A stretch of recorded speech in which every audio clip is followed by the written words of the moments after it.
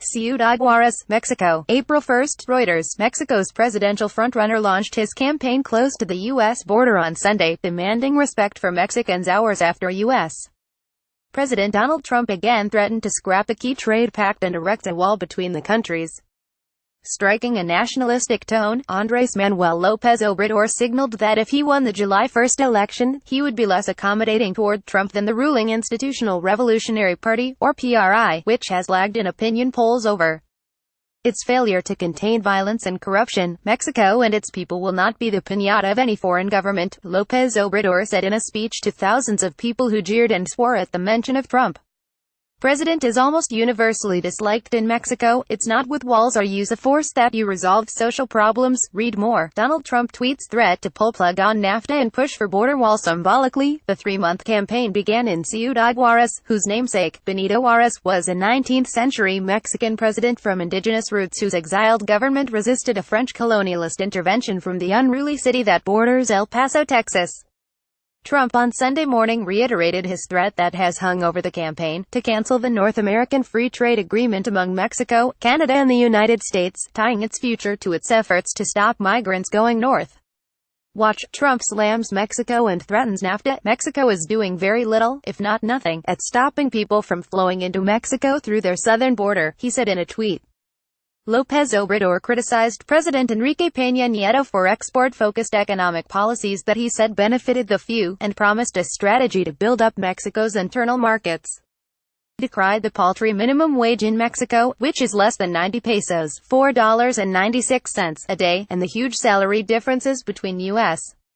and Mexican auto industry workers, challenging Trump's narrative that Mexico has benefited most from NAFTA. Read more. Russia meddling in Mexican election. Top Trump advisor says while he reaffirmed his backing for the pact, he said talks to renegotiate the agreement should be suspended until after the election, and that any new deal should address wages and immigration. I liked that he said we won't be Trump's servants. Nobody has said it like that.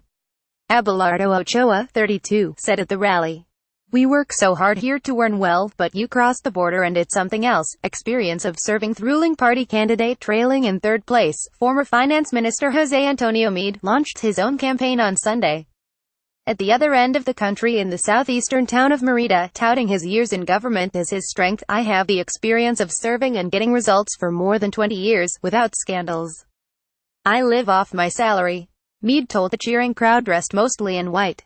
Watch. Appropriation bill includes $1.6 billion for U.S.-Mexico border wall. Second place Ricardo Anaya began campaigning on Friday.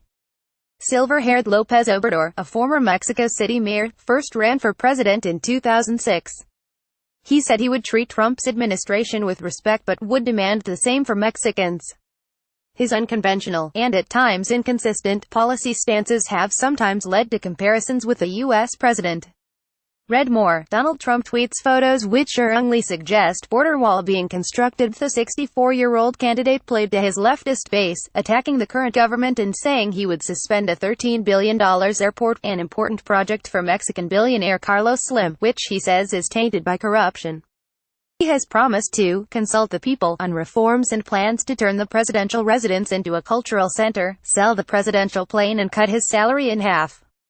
Watch. White House avoids questions about having military pay for border wall. Sandra Flores, 24, who was at Sunday's rally with her 2 children, said she and members of her family, including those living in California, supported López Obrador. I voted for the president we have now and honestly I'm not satisfied, she said.